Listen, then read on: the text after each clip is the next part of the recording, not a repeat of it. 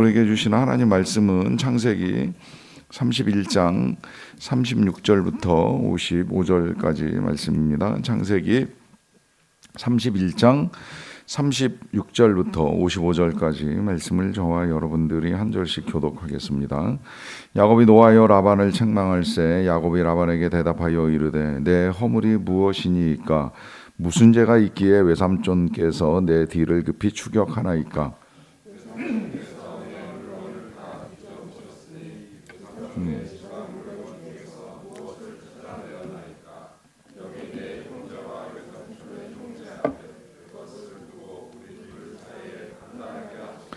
내가 이 20년을 외삼촌과 함께 하였거니와 외삼촌의 암양들이나 암염소들이 낙태하지 아니하였고 또 외삼촌의 양떼의 순양을 내가 먹지 아니하였으며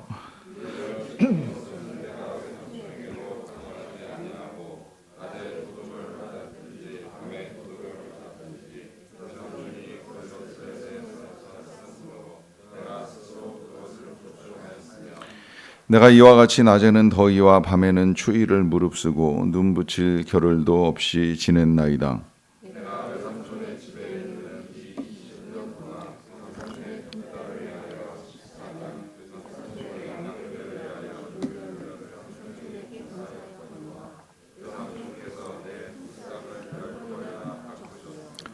우리 아버지의 하나님 아브라함의 하나님 곧 이삭이 경외하는 이가 나와 함께 계시지 아니하셨더라면 외삼촌께서 이제 나를 빈 손으로 돌려 보내셨으리다마는 하나님이 내 고난과 내 손의 수고를 보시고 어젯밤에 외삼촌을 책망하셨나이다.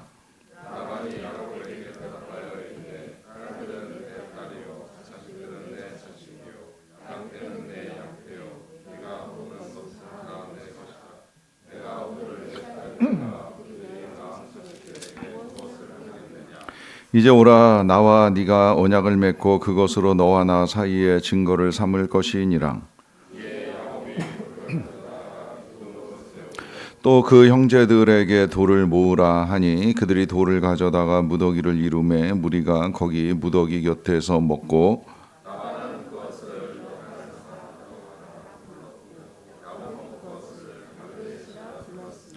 라반의 말에 오늘 이 무더기가 너와 나 사이에 증거가 된다 하였으므로 그 이름을 갈르에시라 불렀으며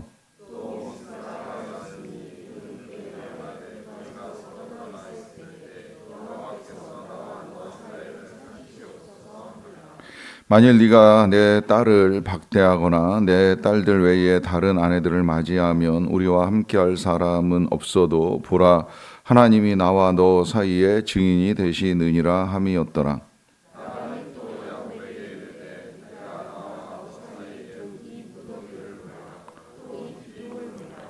이 무더기가 증거가 되고 이 기둥이 증거가 되나니 내가 이 무더기를 넘어 네게로 가서 해하지 않을 것이요 네가 이 무더기 이 기둥을 넘어 네게로 와서 해하지 아니할 것이라.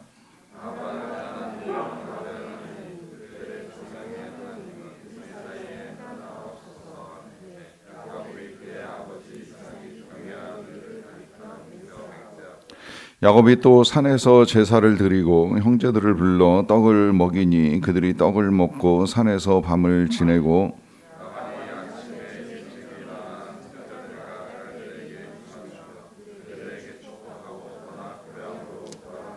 아멘.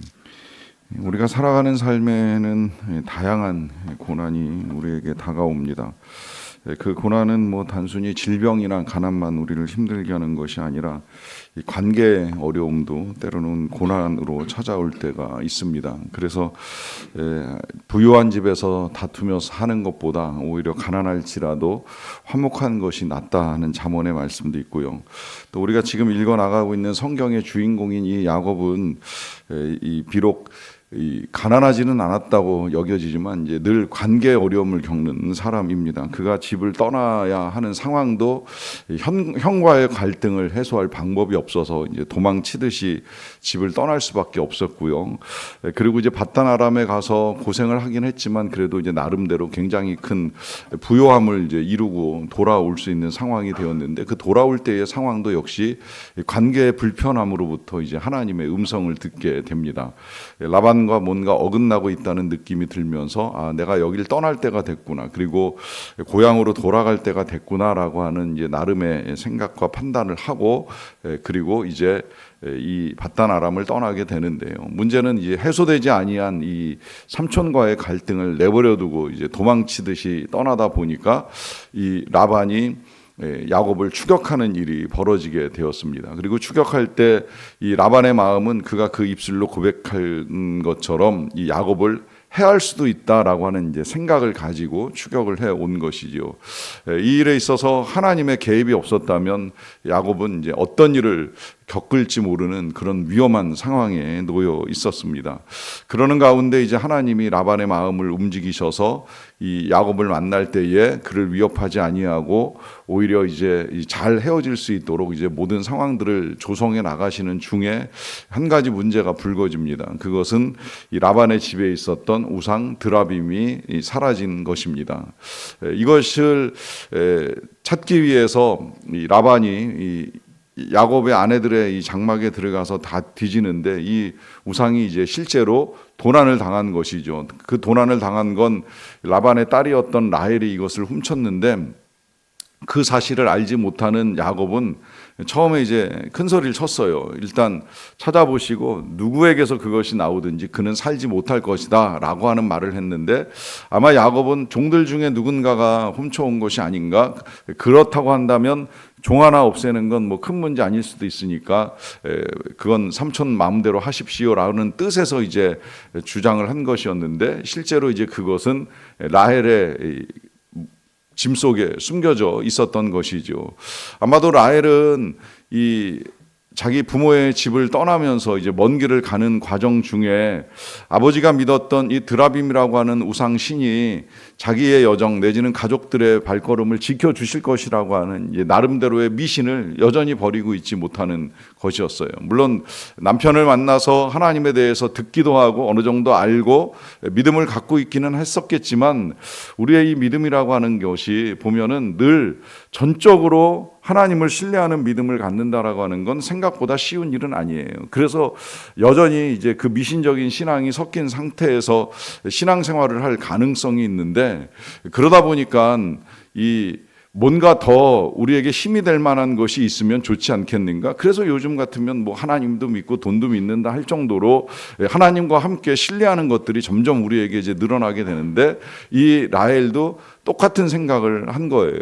그런데 정작 오히려 그가 믿었던 이 드라빔은 이제 자신의 목숨을 위협하는 결과를 가져옵니다. 지금 라반은 그걸 찾겠다는 의지를 보여주고 또 야곱은 그걸 찾으시면 그걸 가진 사람에 대해서는 마음대로 하십시오라고 내어줄 정도의 태도가 나오다 보니까 이 라헬은 스스로 자신을 지킬 수밖에 없는 상황에 놓인 것이죠. 그러다 보니까 이 드라빔을 엉덩이 아래에 깔고 앉아서 자기의 장막을 찾으러 들어왔던 자기 아버지에게 이런저런 핑계를 대면서 일어날 수 없는 거 양해를 구해달라라고 하면서 끝내 이제 자기가 가지고 있었던 우상을 숨기게 되는데요.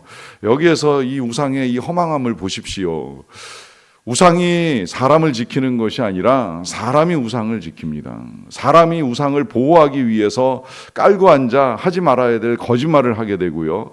또 이 거짓말이 가져다주는 아이러니는 이 라반이 야곱보다 더 강하게 이 야곱을 속이는 사람 아니었습니까? 그래서 약속을 10번이나 변역했다고 오늘도 이 야곱이 라반에게 항소를 하는데 그런 이 라반이 결국은 자기 딸한테 속아요. 그래서 이 딸의 속임수에 넘어가서 끝내 자기가 원하는 우상을 찾지 못하고 돌아서게 되는 일을 겪게 됩니다.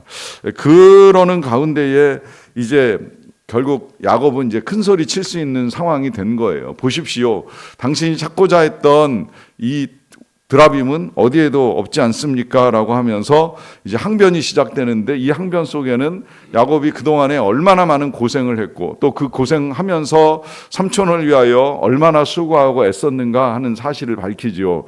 이 밝히는 내용들 중에는 이 야곱이 남의 집에 고용된 목동으로서 해야 될 책무들이 있는데 그 해야 될 책무에 만약에 손상이 생기게 되면 반드시 변상을 해야 됩니다. 근데 그 변상을 하는 과정 중에도 이 목동의 책임이 있고 그다음에 이제 자연재해이기 때문에 본인이 책임을 안 져도 되는 부분들이 있거든요. 뭐 우리나라 보험도 모든 걸 다 보상을 해주지는 않잖아요. 전쟁이 나거나 천재지변이 있을 경우에는 보상을 못 해주는 일도 종종 있을 수 있는데 뭐 당시의 계약도 크게 다르지는 않아요. 만약에 이제 이 양을 치는 목동들이 부주의해가지고서 손실이 생기면 그건 자기 재산 중에 이제 변상을 해야 돼요. 그런데 만약에 짐승이 찾아와가지고 물어가거나 찢기거나 하게 되면 그거는 불가항력적인 일이기 때문에 배상을 할 수가 없는 경우도 있을 수 있다는 거예요. 그럼에도 불구하고 야곱은 그 모든 것들까지도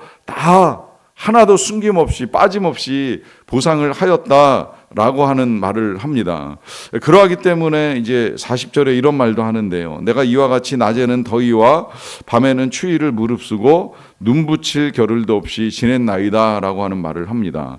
자, 요 짧은 문장 속에 그가 얼마나 고생스럽게 일을 했는지, 낮이라고 일하고 밤이라고 쉬는 것이 아니라 낮이고 밤이고 쉴 새 없이 그는 이 삼촌의 재산을 위하여서 많은 애를 썼다라고 하는 말을 하고, 거기에 더하여서 이 손실나는 것들을 다 보상했고, 또 그러는 과정 중에 삼촌이 나를 10번이나 속이는 일을 하였는데, 중요한 건 이제 42절입니다. 우리 아버지 하나님, 아브라함의 하나님 곧 이삭이 경외하는 이가 나와 함께 계시지 아니하셨더라면 외삼촌께서 이제 나를 빈손으로 돌려보내셨으리이다마는 하나님이 내 고난과 내 손의 수고를 보시고 어젯밤에 외삼촌을 책망하셨나이다 라고 합니다.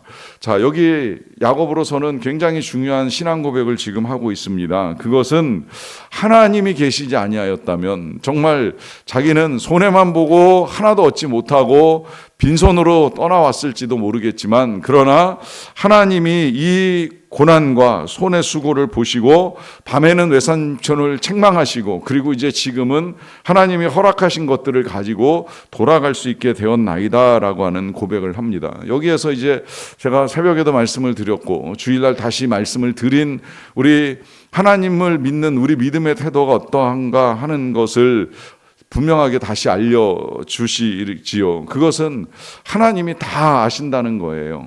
그리고 하나님이 다 하신다는 것입니다. 그 명백한 증거가 오늘 여기에 나와 있습니다. 하나님은 이 야곱이 라반의 집에서 어떻게 일했는지를 다 알고 계십니다.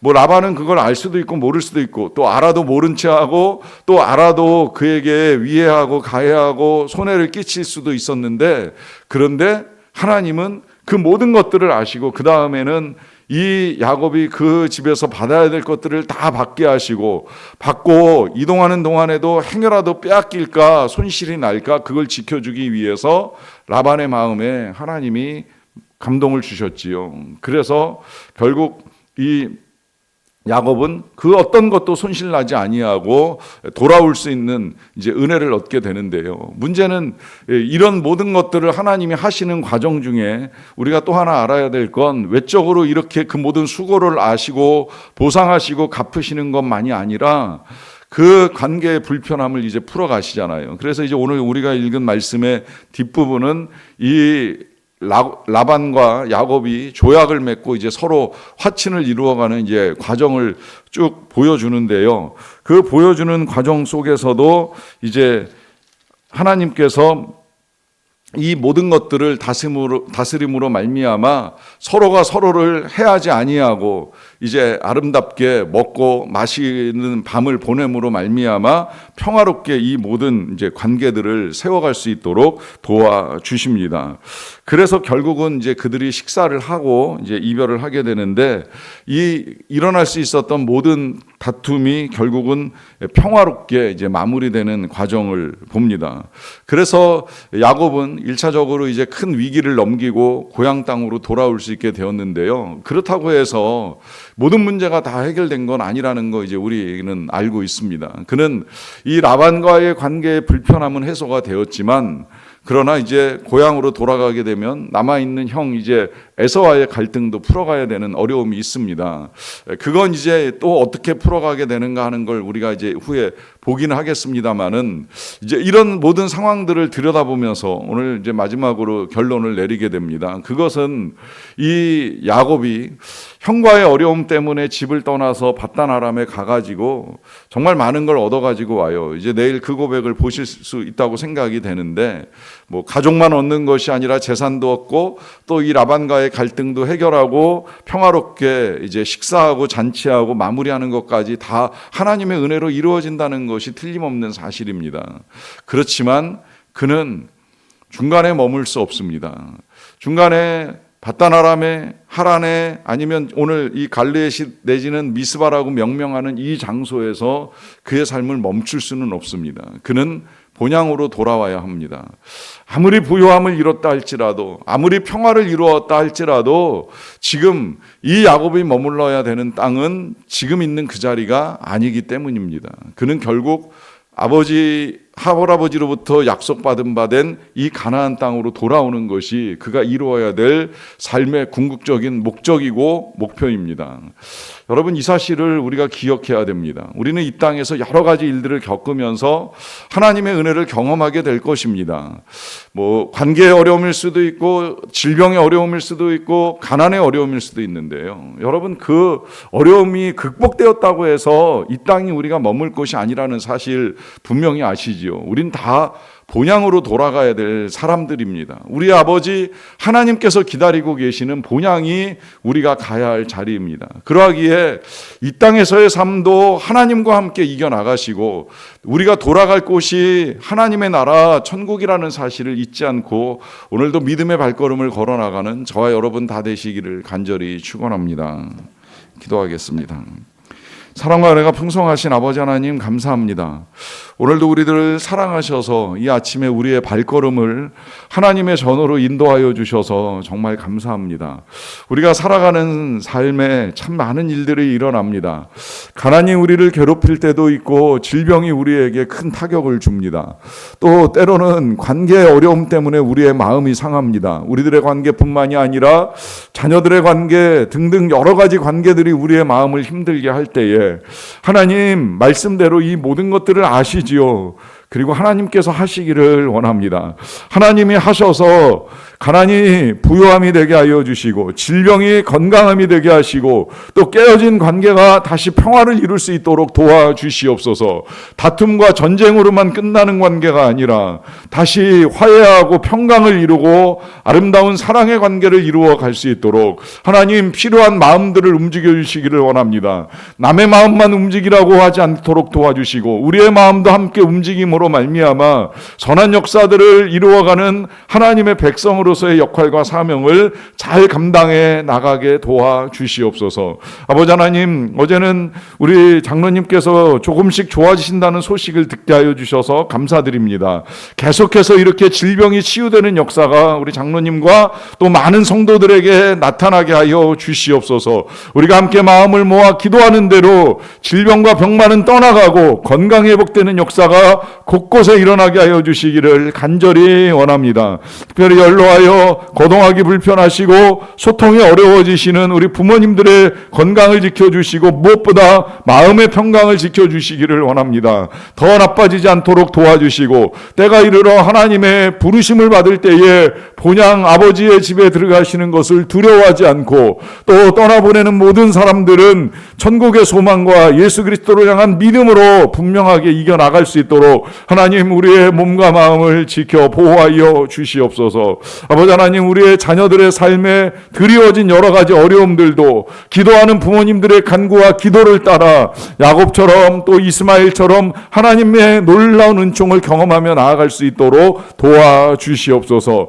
선교사님들의 사역 가운데 함께하여 주시기를 원합니다. 하나님이 함께하여 주심으로 말미암아 그 모든 사역들 속에서 아름다운 관계를 맺고 관계 속에서 전파되어야 될 그리스도의 신령한 복음이 선교지 열방과 민족들에게 잘 전파되는 역사들을 이루어 갈 수 있도록 도와주시옵소서. 전쟁을 멈추기 위한 협상들이 각국의 이익만을 추구하지 않도록 도와주시고, 양보할 거 양보하고 또 배려할 거 배려하면서 진정한 이 땅의 평화들을 이루어가는 일에 바른 판단들을 이루어갈 수 있는 통치자들이 다 되게 하여 주시옵소서. 하나님의 선한 역사가 오늘도 우리의 삶과 열방 가운데 드러나게 되기를 간절히 원하옵고 감사드리며 예수님의 이름으로 기도하옵나이다. 아멘.